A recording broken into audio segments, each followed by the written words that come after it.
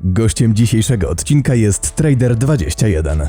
Dzisiejszy odcinek jest dość nietypowy, ponieważ Trader odpowie w nim na wasze pytania. Lecz tym razem nie będziemy rozmawiać o finansach, lecz o zdrowiu, stylu życia i prowadzeniu firmy. Dodatkowo mamy dla was ciekawy prezent. Do 20 lutego kurs Tradera Inteligentny Inwestor możecie kupić w promocyjnej cenie. W kursie znajdziecie aż 210 odcinków, czyli ponad 135 godzin rzetelnej i sprawdzonej wiedzy. Link do kursu znajdziecie w opisie. Cześć, z tej strony agent specjalny Grzegorz Kurz. Witaj w kolejnym moim nagraniu. Cieszę się niezmiernie, bo dziś moim gościem ponownie, jak ostatnio na kanale, jest Trader21. Witaj. Dzień dobry, cześć. Może was zdziwię, dziś nie będziemy rozmawiać o finansach, nie będziemy rozmawiać o giełdzie, o inwestycjach, o tym, co zrobić ze swoimi pieniędzmi na giełdzie, czy kupić złoto, czy przyjmować preparat, czy będzie wojna. Postaramy się tych trudnych, bardzo ważnych tematów dzisiaj unikać ze względu na to, że pojawiły się pytania na mojej społeczności, możliwość zadawania pytań z tematów, mam wrażenie, bardziej bliższych wam, czyli kwestii zdrowotnych, finansów osobistych, rozwoju i właśnie te pytania zadaliście na społeczności. Trader, nie wiem czy wiesz, ale pojawiło się prawie 600 komentarzy w ciągu kilkunastu godzin.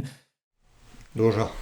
I bardzo dużo. No i to świadczy o tym, że to był dobry pomysł, żeby spotkać się i dzisiaj pogadać o takich tematach trochę dla niektórych może mniej ważnych, ale okazuje się, że wcale nie. Mam wrażenie, że jeszcze bardziej ważnych, no bo to są pytania po prostu bliższe każdemu z was. I postanowiliśmy te pytania dzisiaj zadać tobie. Mam je tutaj spisane, podzieliliśmy to na kilka grup, na kilka działów. Dział zdrowie, dział rozwój osobisty, finanse osobiste, no i niektóre pytania wpadły do działu inne. Po prostu zadamy je dzisiaj i zobaczymy, co z tego wyjdzie, dobra? Dobra, wreszcie jakiś inna tematyka. Powinno być ciekawie. Tak, wreszcie tematyka inna i po prostu co, ja będę te pytania czytał, dziś nie będę raczej opiniował, nie będę mówił tego, co ja mam w głowie, tylko raczej przeczytam pytania wasze. Będę czytał oryginalnie tak, jak są napisane, bo myślę, że to może być też istotne w wielu kwestiach. Dobra, to jedziemy? Jedziemy. Poczekaj chwilkę, bo kurier właśnie zadzwonił. Dobra, okej. No, przyjechał właśnie kurier, więc powiem wam, że będą pytania bardzo ciekawie i ustaliliśmy z traderem, że będziemy zadawać pytania właśnie z działu najpierw zdrowia, podejścia do zdrowia, może suplementacji takiego zdrowego trybu życia, później będzie to rozwój osobisty, więc również książki, nauka, tego jak się uczyć i tak dalej. Potem będzie dział finansów osobistych, czyli raczej nie inwestowanie, ale takie pytania w kwestii finansów. No i na koniec dział taki pytań różnych, które nie zmieściły się do tych pierwszych trzech. Dobra, pierwsze pytanie, które sobie oznaczyłem jako ciekawe. No i jeden z widzów zadał pytanie takie. Mnie interesuje tryb jedzenia. 2 posiłki dziennie, czy 1 posiłek, a może tryb dzień jedzenia i dzień niejedzenia. Jakie masz zdanie na ten temat? Nie no, dzień jedzenia i dzień niejedzenia nie wytrzymałbym. Ciężko. Wiesz co, od niedawna staram się przejść na takie jedzenie w blokach 4-godzinnych. Wcześniej jadłem, jeżeli trenowałem przykładowo dużo, no to jadłem 3 posiłki. Śniadanie, jakiś późny obiad i chwilę później wczesna kolacja. Natomiast w normalny dzień zazwyczaj ograniczałem się do 2 posiłków. Bardzo duże śniadanie i powiedzmy w okolicy 16, maks 17, taka obiado-kolacja. Natomiast od powiedzmy 1,5 tygodnia oglądam takie cykle Davida Sinclaira. To jest profesor MIT, który od 30-35 lat bada kwestię, w jaki sposób możemy opóźnić starzenie bądź odmłodzić nasz biologiczny wiek. I tutaj kluczem jest właśnie jedzenie w krótkich okresach, czyli najlepiej przez 4 godziny dziennie, bądź ograniczenie się. W ciągu tych 4 możesz zjeść 2-3 posiłki. Wszystko to, co jest potrzebne Twojemu organizmowi dostarczyć. Natomiast chodzi o to, żeby później przez możliwie jak najdłuższy czas, żebyśmy nie jedli. To nie jest proste. No, ja u siebie na przykład czuję, że wieczorem już jestem naprawdę głodny, już chętnie bym coś zjadł, jestem trochę poddenerwowany, ale wiem, że po 2 tygodniach mój organizm powinien się regulować i przyzwyczaić się po prostu do jedzenia w tym krótszym okresie niż zwykle. Wcześniej starałem się, żeby to było powiedzmy okres 8 godzin, czy w ciągu 8 godzin jem, 16 godzin nie jem, a teraz chcę to skrócić do 4 plus 20. Zobaczymy jak mi wyjdzie. Dobra, to jeszcze dodam może takie moje pytanie. Bardzo trudno jest pójść spać na głodnego? Nie, absolutnie. Na początku generalnie ja kiedyś na przykład jadłem dużą kolację. Wiele, wiele lat temu i nie wyobrażałem sobie, że mógłbym z pustym żołądkiem po prostu iść spać. Natomiast jak powoli przyzwyczajasz organizm do tego, to nie czujesz żadnych takich szoków. Owszem, głód czujesz, ale głód tak naprawdę jest nam potrzebny, dlatego że jeżeli organizm nie dostaje tyle posiłków, tyle kalorii, do których jest przyzwyczajony, to wchodzi jakby w tryb przetrwania, w trakcie którego następuje to wielkie czyszczenie. Dlatego głodówki są tak polecane, tak zdrowotne. Jeżeli przykładowo nie dostarczasz organizmowi jedzenia więcej niż 12 godzin, to zaczyna się produkować hormon wzrostu, który jest nam tak bardzo potrzebny właśnie do regeneracji organizmu, którego pik na przykład przypada na 36 godzinę. Ja na przykład robię sobie głodówki tak maksymalnie do 36 godzin, tak realnie raz na 2 tygodnie, raz na 3 tygodnie, zazwyczaj w piątki. To nie ma nic wspólnego z religią, po prostu w piątki mam luźniejszy dzień w pracy. Czwartek, późnym popołudniem jem po prostu ostatni posiłek, cały piątek nie jem nic, no i w zależności po prostu co robimy. Jak wychodzimy gdzieś ze znajomymi na kolację, no to w piątek wieczorem jem, czyli mam przykładowo głodówkę tam 20-kilkugodzinną. Jeżeli nie wychodzimy, zostajemy w domu, no to kolejny posiłek jem w sobotę rano, czyli automatycznie te 36 godzin, czasami więcej mam przerwy bez jedzenia.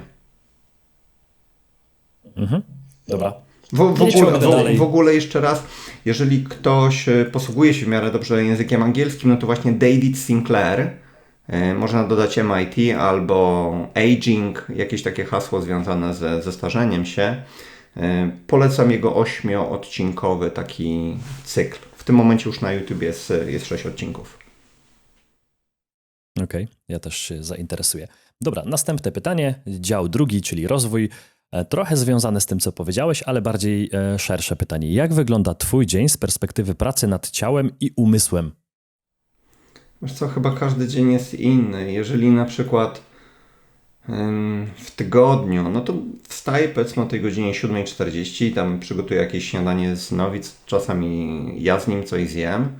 O godzinie 9:00 mam już czas dla siebie. No to dzisiaj akurat wskoczyłem sobie do mojej zamrażarki wypełnionej wodą, żeby się obudzić, zregenerować. To jest tak jakbym wchodził do takiej komory z bardzo niską temperaturą, tylko tutaj ze względu na wodę osiągam ten sam efekt nie w ciągu kilkunastu minut, tylko powiedzmy po 2-3. No i od razu mówię, to jest ciężkie na początku, bo organizm zatrzymuje ciepło tylko i wyłącznie w korpusie, przy najważniejszych organach, a odcina Ci krążenie w rękach, nogach. Po drugiej minucie jest neutralnie, a później osiągasz taki stan umysłu, że w ogóle nie chcesz z tego wychodzić. Bardzo polecam. Później musiałem się oczywiście ogrzać. Tak jak teraz jest godzina 10:20, no to pracuję, daję jakiś wywiad. Jeżeli niczego nie nagrywam, a zazwyczaj nie nagrywam, no to rozmawiam przez 4 czy 5 godzin z pracownikami, z jakimiś współpracownikami, czy coś piszę, przygotowuję jakieś projekty. No, zazwyczaj 80%, myślę, że 80% mojego czasu to są właśnie rozmowy z ludźmi. Jak tylko mam jakiś wolny czas, od razu czytam albo raporty jakieś finansowe, albo ciekawe artykuły. W ciągu dnia zazwyczaj też staram sobie robić jakieś co najmniej 20 minut przerwy, żeby albo popływać, albo pobiegać. No, tu jest akurat plus mieszkania w ciepłym klimacie, gdzie woda nigdy nie spada poniżej 12 stopni i zazwyczaj mam słońce. No to jest jakby takie odcięcie się. Jeżeli mogę sobie na to pozwolić, bo jeżeli mam zbyt dużo jakichś zaległych rzeczy, no to wtedy siadam niemalże ciągiem od 9:00 i nawet nie wiem kiedy mija godzina 15, 16. A popołudnie po godzinie 16 jest zawsze i tylko dla mnie, dla moich znajomych, dla rodziny. Nie ma tutaj mowy o żadnej pracy nawet. Często jak mi ktoś wysyła SMS-y, czy tam na WhatsAppie informacje związane z pracą zawodową po 16, to albo nie odpowiadam, albo proszę o informację kolejnego dnia. A weekend zdecydowanie tylko dla mnie już, znaczy inaczej, dla rodziny, dla znajomych i dla zdrowia. Czyli wstaję szybko, Porozciągam się, zrobię ćwiczenia tybetańskie, żeby poprawić stan mojego kręgosłupa. Później zazwyczaj oddechy Wim Hofa, zamrażarka, później jakieś ćwiczenie, albo siłówka, albo Muay Thai, albo idziemy w padla pograć, albo po prostu gdzieś jedziemy, odciąć się jak najmniej kompa, elektroniki. No, tak mniej więcej to wygląda. Ja chciałem tylko potwierdzić, że z tym WhatsAppem, z tą godziną 16 jako godzina święta dla rodziny, wszystko się zgadza, bo kilkukrotnie zdarzyło mi się napisać do tradera po godzinie 16, no i była tam lekka sugestia, prośba, żeby jednak nie kontaktować się po tej godzinie, bo to jest czas już dla rodziny, takie sobie zasady ustaliłeś. No, prywatnie zawsze możemy sobie pogadać jak dwóch kumpli, ale od spraw zawodowych po prostu trzeba się odciąć. Tak, to się zgadza i też myślę, że to jest bardzo zdrowe. Dobra, następne pytanie. Pytanie z działu finanse osobiste. Pierwsze pytanie i skup się, bo ono jest troszkę dłuższe. Od 15 lat interesuję się ogólnie rozumianymi rynkami finansowymi i mam jeden duży problem. Mając małe pieniądze, idzie świetnie, wrzucam większe, tracę, a później małymi odrabiam. Zauważyłem, że z wiekiem poziom pieniędzy, z którymi czuję się swobodnie, się zwiększa. Ma pan pomysł, jak przyspieszyć ten proces? Jak zminimalizować wpływ emocji na inwestycje? Są dwie rzeczy. Poznanie, jak działa nasz umysł. Ja na przykład w 3. tomie książki poświęciłem ogromną uwagę właśnie do psychologii. Dlatego, że jeżeli człowiek zna swoje ograniczenia, dam Ci przykład. Mamy jakąś teorię. Uważamy, że cena danego aktywa ma świetne fundamenty i idziemy w tym kierunku. Czytamy różne artykuły. Jedne potwierdzają to, co my myślimy, drugie zaprzeczają. I automatycznie nasz umysł dużo chętniej absorbuje wiedzę z tych, które potwierdzają naszą tezę. Odrzuca bądź blokuje te, które zaprzeczają, te, które są bardziej krytyczne.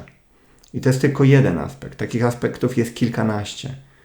Inaczej, kilkanaście to ja opisałem, czyli zapewne jest ich kilkadziesiąt.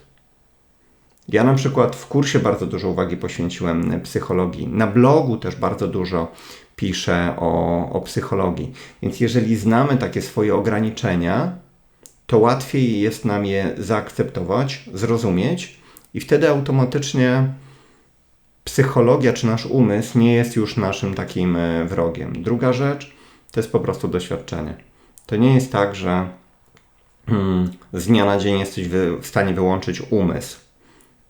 Ja dzisiaj podchodzę do inwestycji całkowicie bez emocji. No, dla mnie to już są po prostu cyferki. Jeżeli widzę jakieś fajne aktywo, kupuję je i nie zastanawiam się, czy może za kilka dni kupię je taniej. Bo takich rzeczy nie jestem w stanie przewidzieć. Albo już zawczasu akceptuję to, że aktywo, które kupię, które jest tanie, może być jeszcze tańsze. Tak samo dam Ci przykład. 4 aktywa analizowaliśmy w ciągu ostatnich, inaczej, analizowaliśmy ich dziesiątki, ale 4 braliśmy pod uwagę u mnie z zespołem do zakupu do mnie, do portfela, tym samym dla naszych klientów. Było to KWEB, był to ETF na technologiczne spółki chińskie, bardzo dobrze wyceniony po 55% spadkach. Kupiłem i cena dalej się obsuwa. Podobnie było z ETF-em MJ, czyli na marihuanę. Kupiłem i także się obsuwa. Odwrotnie było z Samsungiem i Intelem, które brałem pod uwagę do zakupu, ale nie kupiłem. Ale dążę do tego, że jeżeli jestem świadomy, że przykładowo cena danego aktywa spadała przez ostatnie 2 czy 2,5 roku, to jest jakieś 100 tygodni w uproszczeniu, to jaką mam szansę kupienia idealnie w dołku? No, 1/200. Więc automatycznie mogę przyjąć sobie, że nie trafię w to. Jaką mam szansę, że trafię w miesiąc, w którym będzie, powiedzmy, dołek? 1/24. To są bardzo małe prawdopodobieństwo. I kiedy na przykład to zaakceptujemy, to nie mam problemu z tym, że ja coś kupię, a cena dalej spada albo stoi w miejscu. I myślę, że świadomość tego plus doświadczenie to jest to, co jest nam potrzebne. Myślę, że bardzo fajny przykład. Ja wczoraj, może tak prywatnie tylko dodam, analizowałem sytuację zakupu jednej nieruchomości, którą mieliśmy tak nagraną, że mieliśmy już notariusza i brakło chyba 4 dni do pójścia do notariusza, kupienia tego domu, bo akurat to był dom. No i później okazało się, że musieliśmy się wycofać z tej inwestycji. Dosłownie te 4 dni przed tym terminem notariusza. No i okazało się, że dzisiaj po 2 latach okazuje się, że tak się zmieniły tam realia, bo akurat to był typowy dom pod pracowników. Chcieliśmy tam bardzo fajną inwestycję zrobić. No i dzisiaj znowu jakby ruch na tej fabryce, gdzie to mieliśmy kupić, jest tak dobry, że dzisiaj po tych 2 latach mówimy, kurczę, szkoda, że tego nie kupiliśmy, ale w tamtym czasie to była najlepsza decyzja, więc w sumie jakbyśmy to kupili i te 4 dni wcześniej mielibyśmy notariusza, no to byśmy sobie pluli w twarz, tak, że to była bardzo zła decyzja, a dzisiaj po czasie, no analiza wsteczna zawsze skuteczna, dzisiaj jesteśmy mądrzy, więc trochę podobna sytuacja, że no nigdy nie będzie idealnie, kupiłbym, możliwe, żebym na tym zarobił, może bym zmienił, tak samo tutaj podobna sytuacja.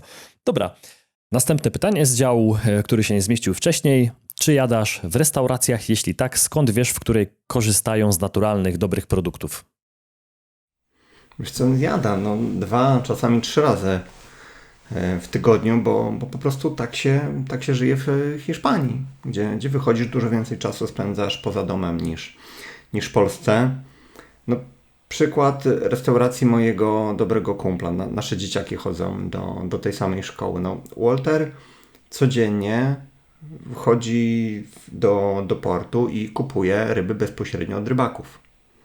Jeżeli przykładowo ktoś ze znajomych rolników akurat tam ubija trochę więcej zwierząt, ale takich, nazwijmy to, dla swoich, bez hormonów i tak dalej, no to Walter też to bierze. Bardzo lubię hinduską kuchnię, więc tam po prostu, no jak jadam raz w tygodniu co najmniej, no to też oni wiedzą, że muszą to wszystko dobrze przygotować, aczkolwiek pewnych rzeczy nie jem. Jeżeli akurat mam sałatkę i jest tam kukurydza, to ja tego nie tknę, bo nie kupili na 99% ekologicznej, czyli mam tam jakiś shit, który jest pewnie genetycznie modyfikowany i do tego pryskany Roundupem. Więc pewne rzeczy jem, pewnych rzeczy po prostu nie tykam. Mhm. Dobra, myślę, że idziemy dalej. Dobra, kolejne pytanie, dział zdrowie.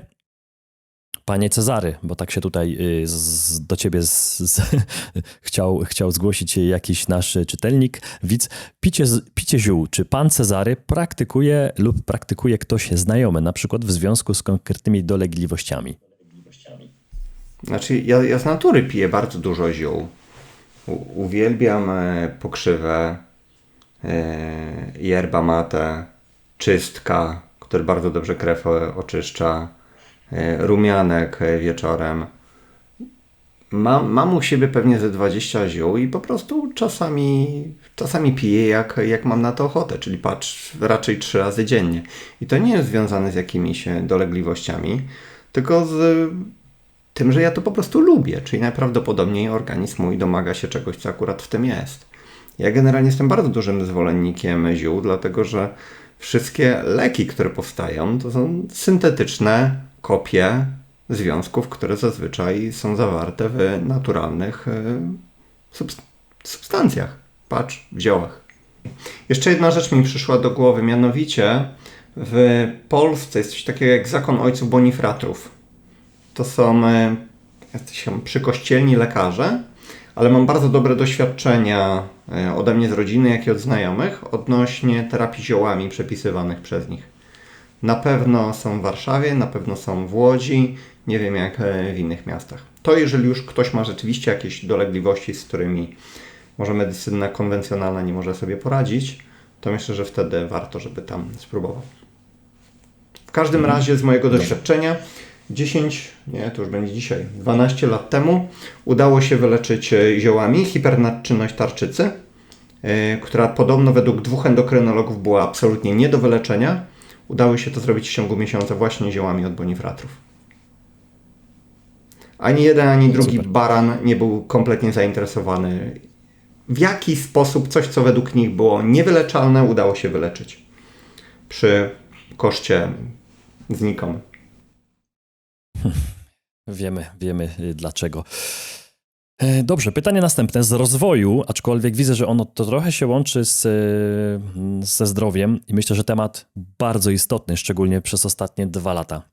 Co robisz, by pozbyć się stresu, w nawiasie negatywnych emocji i jakie masz metody, by podnieść świeżość ducha i umysłu? Pierwsza rzecz to jest chyba medytacja. I tutaj ja nigdy nie stosowałem, może inaczej, jeszcze 3 lata temu, 4, nie stosowałem medytacji. Było to dla mnie jakaś tam abstrakcja, co ci może dać, siedzisz sobie i oddychasz i tak dalej. Aż trafiłem na właśnie metodę Wim Hofa i akurat bardzo do mnie przemówiło to, co on robił, zacząłem to praktykować. I dzisiaj przykładowo rano zazwyczaj, kiedy robię te oddechy całą tą techniką, to jest dla mnie niesamowicie głęboka medytacja, uspokajam się, wyciszam bardzo umysł, to jest raz. I to mi daje taki spokój na kolejne kilka godzin.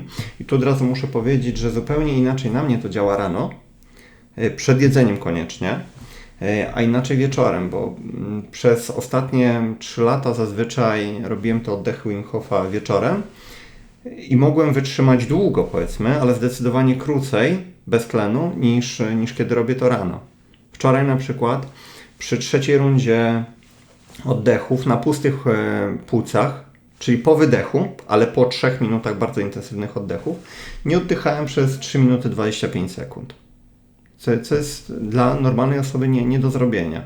Ale w trakcie tych 3 minut masz tak dziwny stan umysłu, jesteś zupełnie jakby w innym miejscu. Ciężko jest to opisać, póki się tego nie spróbuje. Ale jeżeli ktoś robi to, no to uważam, że powinien zdecydowanie robić to rano, przed pracą, przed jedzeniem i to ci daje niesamowity spokój na kolejnych kilka godzin. Natomiast jeżeli już coś mnie naprawdę wnerwi, rzadko się tak zdarza, to staram się to wysiłkiem odreagować. Albo pobiegać, albo zrobić jakiś ostry trening. Po prostu się wyżyć. Właśnie próbowałem sobie w tym momencie wyobrazić ciebie takiego bardzo zdenerwowanego, na przykład jak ktoś ci przy wyprzedzaniu zajeżdża drogę, no i ty jesteś taki, wiesz, czerwony i tam przeklinasz na tego kierowcę. Czy to się zdarza, czy też w tym momencie próbujesz właśnie jakoś załagodzić sytuację? Wiesz co, w Polsce może byłoby to możliwe, natomiast w Hiszpanii wszyscy jeżdżą jak dziadki. Ja jeżdżę w mieście 45-50 na godzinę. Na autostradzie włączam tempomat na te 120-130 na godzinę i też jadę. Tu na szczęście nikt nie zajeżdża. Ale ostatnio byłem naprawdę wnerwiony, kiedy Wapniak nagrał te 2 filmiki z makabrycznymi oszczerstwami. Stwierdziłem, dobra, idę się wyżyć. Po prostu w bardzo szybkim tempie pływałem w jedną w drugą. Ochłonąłem i zastanawiałem się wtedy na spokojnie już z emocjami, które opadły 80%, jak do tego podejść i myślę, że udało się to zrobić mądrze. Czyli taka chłodna głowa. Dobra, następne pytanie. Raz na 2 miesiące może mnie coś naprawdę wnerwi. Nie mówię wyprowadzić z równowagi, ale... Ale się zdarza. Dobrze, następne pytanie, kolejne w dziale finansów jest, więc zadam. Proszę o zadanie pytania traderowi, jak wyglądały jego początki finansowe? Wiesz co, ja tak naprawdę w życiu to przeżyłem taką huśtawkę, dlatego że jestem 79 rocznik, więc jak dorastałem w tym chorym systemie komunistycznym, no to nie było praktycznie pieniędzy na nic, zwłaszcza, że tam rodzice budowali dom, więc wszystkie pieniądze szły na budowę. Później jako nastolatek, jak moi rodzice zaczęli prowadzić firmy, no to mieliśmy dużo więcej niż powiedzmy moi rówieśnicy, więc byłem bardzo rozpieszczony. Później, jak mój ojciec pochorował, zmarł, to się wszystko posypało jak domek z kart. Ja tam miałem 12 lat, więc znowu sinusoida. I wtedy trzeba było po prostu wziąć się ostro w garść i zacząć się zasuwać. No bo wiedziałem, że jeżeli sobie sam nie poradzę, tam mi dziadkowie też trochę pomogli, moja mama, mimo że niewiele mieli, no to tam próbowali, no to wiedziałem, że pewnie wrócę do mojego rodzinnego miasta na jakąś kasę. No ale udało się, spiąłem się ostro. Popracowałem jako pracownik z 1,5 roku, ale tam dosyć ostro zasuwałem i bardzo szybko zostałem szefem agencji reklamowej, a później odszedłem i zacząłem robić to samo na własny rachunek. Moim wspólnikiem był jednocześnie jeden z większych klientów. Moim, nazwijmy to, ukrytym wspólnikiem, więc mieliśmy przez jakiś czas na start zapewnione źródło kampanii. Później doszedł do nas nasz największy konkurent, więc udało się, powiedzmy, zmonopolizować trochę ten rynek reklamowy, tą naszą działkę. Ale te 5 lat to była charuwa. Tak jak mnie ludzie pytają dzisiaj, jak zastosować balans w życiu i tak dalej, bo ja ten balans dzisiaj mam. Ale wtedy Nie było zero. To była charuwa, to było zasuwanie, non-stop myślenie, co tu zrobić lepiej, inaczej, jak pozbyć się jakichś takich negatywnych nawyków, jak nie utopić kasy w jakichś projektach, jak podchodzić do pracowników, co zrobić i to było ciężkie. 5 lat mega ostrego zasuwania. Urlop tak naprawdę mieliśmy zazwyczaj albo na weekend majowy jakiś tam troszeczkę wydłużony, plus święta, bo wtedy media zazwyczaj nie pracują. Natomiast od poniedziałku do piątku to było zasuwanie po 10-12 godzin plus dojazdy do pracy, więc życia prywatnego nie było. W sobotę zazwyczaj uciekaliśmy razem na siłownię, żeby już bez pracowników porozmawiać o tym, co jeszcze można zrobić, takie strategiczne bardziej rozmowy, no bo w tygodniu jak co chwilę ktoś do Ciebie przychodzi z jakimś zwykłym problemem, który trzeba szybko rozwiązać, to nie było na to czasu. I w pewnym momencie, ja miałem wtedy niecałe 30 lat, ja już finansowo byłem, można powiedzieć, na bardzo wysokim poziomie, no bo firma generowała naprawdę bardzo fajne zyski. 2 osoby z branży, to nie były jakieś bliskie mi super osoby, ale zmarły w wieku 29 i 30 lat. A tak serce. No i zobaczyłem, to było takie trochę przebudzenie. Ze zdrowiem też u mnie nie było najlepiej, więc stwierdziłem, ja już nie chcę tego więcej robić. Tak naprawdę 2 rzeczy się złożyły na to. Wypalenie zawodowe, bo o ile firma była mała, powiedzmy do 10-15 pracowników, do 10, to była fajnie, bardziej rodzinna firma. Później był chaos, a później musieliśmy wdrożyć takie zasady korporacyjne, bo inaczej by się to rozleciało. I ja w tym momencie straciłem już taką motywację do pracy. Było tego za dużo, już ci ludzie byli trochę za bardzo obcy, plus wypalenie. I miałem 2 rozwiązania. Pierwsze to było wprowadzenie firmy na giełdę i z moimi wykładowcami właśnie z MBA bardzo dużo analizowaliśmy to. Tak naprawdę lataliśmy po domach maklerskich, żeby zobaczyć, kiedy możemy firmę wprowadzić i wymagało to ode mnie co najmniej 2 lat jeszcze pozostanie. Stwierdziłem, nie, to jest za długo i za jakieś tam drobne pieniądze w porównaniu do realnej wartości firmy moi wspólnicy to odkupili w 8 roku. I od tego czasu żyję już sobie dużo spokojniej. Myślę, że dla wielu osób, które pytają, w jaki sposób szybko dojść do pieniędzy, jak szybko rozwinąć firmę, no to tutaj jedna część tych odpowiedzi Twoich była taka, że no trzeba po prostu zasuwać, czyli dać sobie kilka lat takiej charówki, no bo nie ma po prostu drogi na skróty.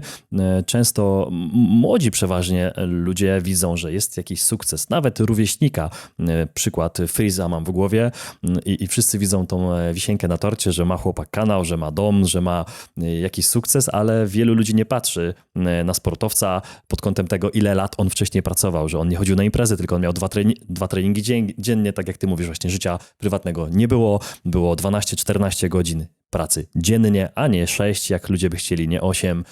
Jestem przedsiębiorcą i mam balans, jestem dziennie na siłowni, nie? Tak, dokładnie. To tak nie działa. Tak to nie wygląda. Na początku nie masz tych umiejętności, nie masz tej wiedzy, nie masz tego doświadczenia, więc w naturalny sposób nie jesteś w stanie tak dobrze prowadzić firmy, jak z tym doświadczeniem w wieku 40 kilku lat. Więc automatycznie popełnisz więcej błędów. Inne rzeczy zrobisz gorzej. Więc tym samym musisz po prostu pracować ciężej. No, takie jest życie. Super, bardzo fajna odpowiedź. Następne pytanie, myślę, że równie ciekawe, szczególnie dla rodziców. Pytanie brzmi tak. Jak na co dzień łączysz taki nawał pracy, no bo jednak sporo pracujesz, sporo projektów robisz i ciągłej edukacji z wychowaniem dziecka? Wiesz co, ja robię bardzo dużo projektów, ale ja mam bardzo fajny team zbudowany wkoło siebie. Teraz to już jest chyba albo 15, albo 16 osób. Nie wiem nawet dokładnie, bo tego nie liczę. Generalnie ja pracuję, może inaczej, 80, jak nie 90% rozmów, o których Ci wcześniej wspomniałem, to są rozmowy z 3 najważniejszymi osobami w firmie. Mateusz, szef, jak nie płacić podatków, bądź Independent Finance, on mi ogarnia całą strukturę firmy, bądź pilnuje swojego działu. Marcin z Tomkiem, i inwestycje, Marcin bardziej inwestycje, Tomek bardziej kwestie marketingu, nowych projektów i tak dalej, a oni już mają pod sobą konkretnych ludzi. Więc mam po prostu, nazwijmy to tak, 3 bardzo dobrych menadżerów, którzy sprawiają, że ja mogę mieć więcej czasu dla siebie, mogę bardziej strategicznie myśleć. I to są po prostu odpowiednio dobrze wyszkoleni ludzie, a czas dla dziecka to jest tak, jak rozmawialiśmy. Rano wstaję, szykujemy razem śniadanie, idę go odprowadzić te, nie wiem, 700 metrów na autobus, który go zabiera do szkoły, ale też dlatego, że jednocześnie z psem się przejdę, obudzę się, po drodze porozmawiamy o jakichś rzeczach. Ale też generalnie kiedyś taki mój kumpel Krystian, też niesamowity pracoholik, ale i też cholernie fajna osoba z Siedlec, powiedział mi, że on córkę, z którą miał bardzo dobre relacje, chce wychować na najlepszego kumpla. No bo wiesz, zazwyczaj jest tak, że synowie mają lepszy kontakt z matką, córki z ojcami i akurat to się dobrze potwierdzało w przypadku Krystiana i stwierdził, że on zawsze chce mieć taki kontakt z Olą, więc zabierał ją na narty, zabierał ją na nurkowanie na Lofoty, musieli jej uszyć kombinezon suchy, bo nie było tak małego. No przykładowo drobną 11-latkę zabierasz na nurkowanie z wielorybami w suchym kombinezonie, no to nie jesteś w stanie suchego po prostu tak małego znaleźć, ale dążę do tego, że cokolwiek Krystian robi, czy narty, czy windsurfing, czy inne rzeczy, właśnie Ole chciał tym zarazić. I ja postępuję w podobny sposób. Nie wszystkim mogę, no bo ze względu na wiek jeszcze ileś rzeczy go nie interesuje, ale w ten sposób generalnie staram się postępować. Nie wiem, razem możemy sobie pograć w jakieś gry, się powygłupiać, jakiś sport razem pouprawiać i jest okej. Ale też dlatego, że ja po 16 nie zajmuję się pracą, czy czasami nawet trochę wcześniej. Więc automatycznie mam więcej czasu dla Dawida. Dobra, myślę, że wystarczy. Pytanie z działu zdrowie. Co sądzisz o terapii dźwiękiem? Czy ma ona szansę rozwinąć się w najbliższych latach? Mam na myśli szczególnie walkę z depresją, która jest coraz większym problemem w dzisiejszych czasach oraz oczywiście profilaktykę. Wiesz co, może od końca. Jeżeli chodzi o walkę z depresją, no to pierwsza rzecz to jest wysiłek, dotlenienie organizmu i naturalna produkcja endorfin. Druga rzecz, szczególnie w zimowych miesiącach, tak jak teraz, suplementacja bardzo duża witaminą D3, dlatego że kiedyś takie badanie widziałem, 90 kilka procent osób, które mają problemy z depresją, to są osoby, które mają jednocyfrowy poziom witaminy D3. Ja mam zapewne powyżej 100. Dlatego, że codziennie, kiedy jest słońce, staram się wyjść 15 minut, popalać się z jednej i z drugiej strony. W zimowych miesiącach, czyli patrzę, okolice grudnia, kiedy te promienie słoneczne rzeczywiście padają w Hiszpanii, nie mówię w Polsce, pod takim kątem, że skóra nie jest w stanie produkować D3, no to biorę dużo, 60 000 jednostek. Norma to są 2. A gdzie można kupić? Czy masz jakąś właśnie firmę sprawdzoną, którą mógłbyś dzisiaj polecić? Najlepsza witamina C to jest płynna w kropelkach dla dzieci. To jest najlepsza jakościowo witamina D3. Witamina D. Tak, witamina D3, tak. Jakaś konkretna firma albo strona internetowa, jakaś apteka, gdzie to można, jakiś sklep z suplementami, który... Niech ktoś się po prostu wysili, poszuka, poczyta opinię i myślę, że to jest dużo lepsze rozwiązanie, dlatego że to, że ja coś mam i używam, to nie znaczy, że to jest akurat najlepszy produkt. Być może jest 10 kolejnych innych lepszych, ale zaznaczam, które ja stosuję, dlatego że trochę się wysiliłem i poszukałem, ale było to powiedzmy ileś lat temu. I do tej pory lecę na tej samej. Jeżeli chodzi o... Poczekaj, o co ty tam pytałeś? Podszedłem. Tam było o tych... Już ci mówię. Terapia dźwiękiem, bo wróciliśmy od końca. Okay. Tak? Terapia dźwiękiem była na samym początku. Wiesz co, uważam, że jest jak najbardziej możliwe, dlatego że nasze komórki pod wpływem dźwięku reagują w różny sposób. Inaczej będziesz reagował na jakąś głośną, heavy metalową muzykę, a inaczej na muzykę o częstotliwości, nie wiem, 423 czy 951. Herców. Ktoś niech sobie puści po prostu, nie wiem, healing music albo healing frequencies na YouTubie i zobaczy, jak jego umysł się przykładowo uspokoi. To wynika z tego, że pod wpływem dźwięku właśnie określonej częstotliwości woda przyjmuje też, reaguje w odpowiedni sposób. A my jesteśmy przecież w 80 paru procentach stworzeni z wody. Nasz mózg to 90 ponad procent wody. Także Ja na przykład jak czasami kładę się na takich kolcach, mam matę z kolcami, tam tych kolców jest kilka tysięcy,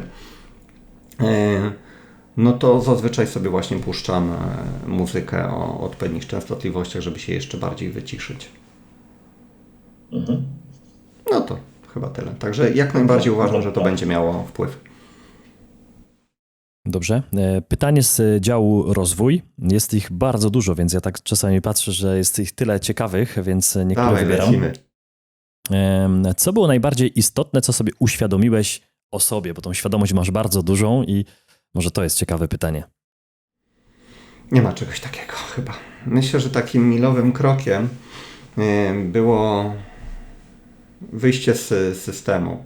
Stwierdzenie, że mam dosyć rozwijania firmy. To był mniej więcej początek 8 roku, bo to był moment, kiedy ja wyszedłem z takiego, nazwijmy to, wyścigu szczurów. Ja nie byłem, wiadomo, korpoludkiem, ale rozwijałem tą firmę i to było 80-90% mojego życia. A w sytuacji, w której miałem wystarczająco pieniędzy, mądrze poinwestowanych, żeby sobie spokojnie pojeździć po świecie, zacząłem po prostu bardziej siebie odkrywać. No bo jak mieszkałem w Singapurze, w Indonezji, później w Kostaryce, to żyłem z pieniędzy generowanych wcześniej z kapitału po prostu, który zarobiłem w firmie, część ze sprzedaży i generalnie miesięcznie miałem więcej przychodów niż kosztowało mnie życie i to dawało mi taki bardzo duży spokój. I to był czas, kiedy miałem dużo czasu na myślenie, na czytanie, na testowanie różnych rzeczy i to sprawiło, że chyba w takim, nie wiem, rozwoju, nazwijmy to duchowym czy intelektualnym posunąłem się sporo do przodu. Dobrze. Pytanie z działu rozwój, myślę, bardziej finansowy.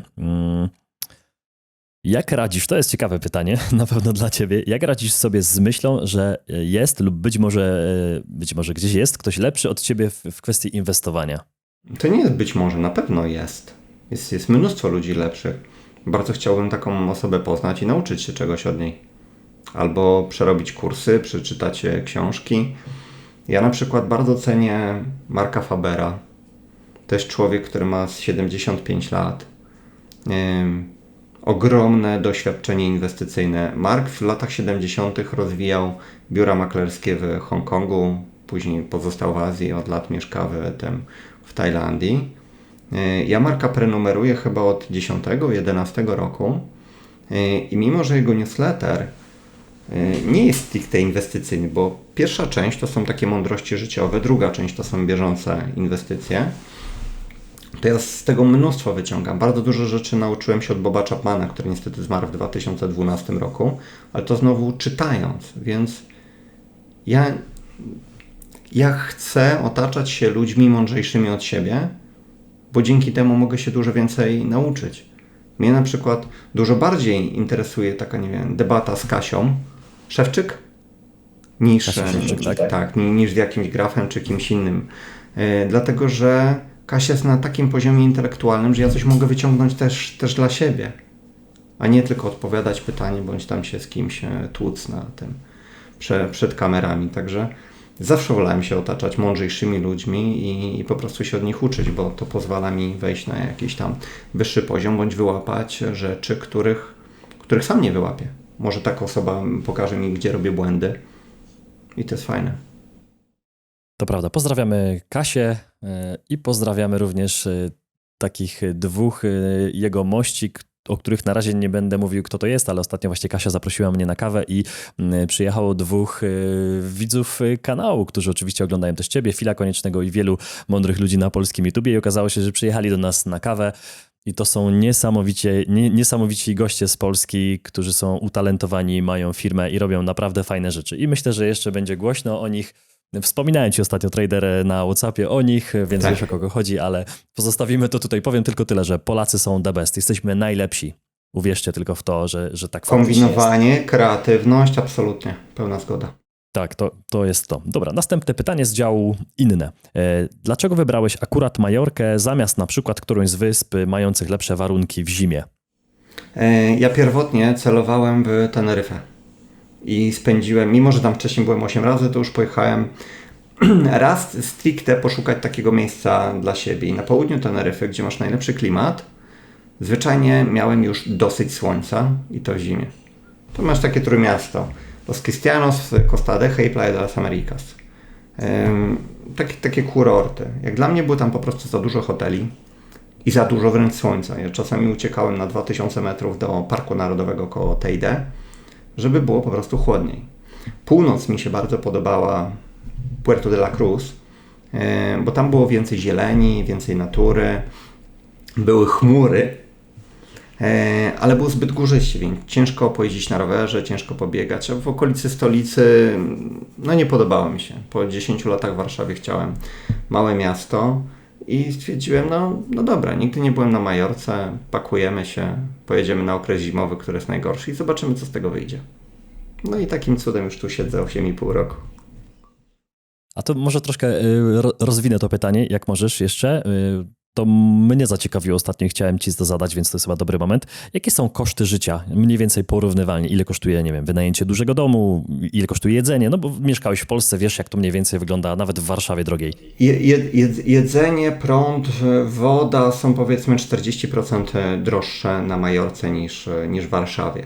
Ale Majorka jest jedną z chyba najdroższych części Hiszpanii. W Gandii, na przykład na kontynencie, czy w Walencji, w Alicante, gdzie jest też przepięknie, czy w Andaluzji jest dużo, dużo taniej.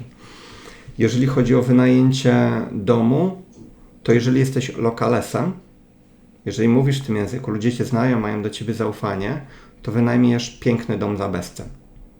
Dosłownie. Ja za obecny dom płacę 1200 euro miesięcznie. Mam dom 3-letni, nowoczesny, duży, w pierwszej linii Parku Narodowego. Tylko dlatego, że właściciel Majorkińczyk nie miał co zrobić pieniędzmi, więc pobudował 3 takie domy i on woli wynająć taki dom za bezcen, mieć te, nie wiem, 3000 euro miesięcznie, ale nie użerać się z jakimiś problematycznymi Hiszpanami. Jeden dom wynajmuję ja, za mną mam Brytyjczyków, przy samej ulicy małżeństwo Czech-Niemka. Każdy z tych domów mógłby być wynajęty za 2000 euro, ale on zrobił po prostu casting. Jaką masz edukację? Co robisz? Z czego się utrzymujesz? On chciał mnie zwyczajnie poznać. I tylko dlatego płacę tak mało. Okej, muszę zapłacić za rok z góry, co nie jest żadnym problemem. Ale gdyby ktoś chciał taki dom bądź podobny wynajmować za pośrednictwem Idealisty, to jest taki portal hiszpański, gdzie większość nieruchomości się znajduje, to myślę, że kosztowałby on 2500 euro. Więc zupełnie inaczej wygląda wynajem z perspektywy osoby, która tu jest, która zna ludzi, która wie jak się poruszać, mówi w tym języku, a inaczej z punktu widzenia kogoś, kto się dopiero przeprowadza. Tak jak na przykład ktoś mnie pyta, kiedy wynająć dom, mówię, przyjedź w grudniu. Wynajmij sobie coś na miesiąc, na 2 może i szukaj domu, bo to jest zdecydowanie najlepszy okres. Od marca nie znajdziesz nic ciekawego w normalnych pieniądzach, bo każdy, kto nie wynajął do marca, woli wynajmować domy na krótki okres, czyli patrz na tygodnie. Bo więcej uzyska za tydzień z wynajmu krótkoterminowego niż za miesiąc przy wynajmie długoterminowym, ale po prostu Hiszpanom się czasami nie chce. No co, samochody są trochę droższe niż w Polsce ze względu po prostu na wyższe podatki i to tyle. Nie jest na pewno tak drogo, jak się to pierwotnie wydaje. Dobra, wracamy do zdrowia. W jednym z wywiadów Czarek wspomniał o urządzeniu do oczyszczania wody i chyba firmy szwajcarskie. Czy mogę prosić o konkrety? Znaczy wiesz co, jeżeli chodzi o szwajcarską, to pewnie chodziło o Kadatym. Kadatym albo Katadym. Mogłem pomylić. To jest taki filtr, który mam dodatkowo na wypadek, gdyby coś się niefajnego stało z dostępem do wody i tak dalej. To jest filtr, którego szwajcarska armia też stosuje. To jest maleństwo, ale powiedzmy tam kosztuje, nie wiem, 300-400 franków, ale pozwala każdy rodzaj wody przefiltrować do takiego stopnia, że masz ją pitną, nie musisz tam jodu czy czegoś dodawać, bo tam nie ma żadnych bakterii, wirusu. Te filtry są tak dobre. No ale jak już jesteśmy przy filtrach do wody, no to ja generalnie bardzo dużą uwagę przywiązuję do wody, więc najpierw na wejściu do domu, czy tam w piwnicy, tam gdzie mam te wszystkie urządzenia techniczne, mam taki bardzo duży filtr, w którym mam węgiel aktywny, konkretnie z drzewa kokosowego, bo on najlepiej wyłapuje cząsteczki takie chemiczne, chlor, fluor, czyli ten cały syf, który się daje do wody, żeby pozabijać bakterie, który jest dla nas bardzo szkodliwy, bo my biorąc prysznic, czy kąpiąc się w takiej wodzie, nie wiem, 30 minut, wchłaniamy ekwiwalent kilku szklanek takiej wody, jakbyśmy to wypili. Tylko w żołądku ten cały system jest rozkładany na czynniki pierwsze, a wchłaniając przez skórę to po prostu dostaje się do nas, do organizmu. Mowa właśnie chlor, fluor. Wodę do picia mam wodę z filtra odwróconej osmozy, tylko też dobrej jakościowo, nie żaden market, który usuwa 97% wszystkiego, co tam jest, także dobrych minerałów. Więc później taka woda przelewam do dużego szklanego takiego zbiornika kilkulitrowego z kranikiem. Najpierw wrzucam tam sól himalajską, żeby przewrócić minerały, później ozonuję tą wodę i jeszcze strukturyzuję ją w odpowiedni sposób. No i to jest dopiero woda zdatna do picia. Okej, trader, myślę, że możemy zakończyć tą pierwszą część. Dziękuję Ci za to, że odpowiedziałeś na te wszystkie pytania. Zapraszamy widzów na drugą część. No i myślę, że tyle. Dzięki.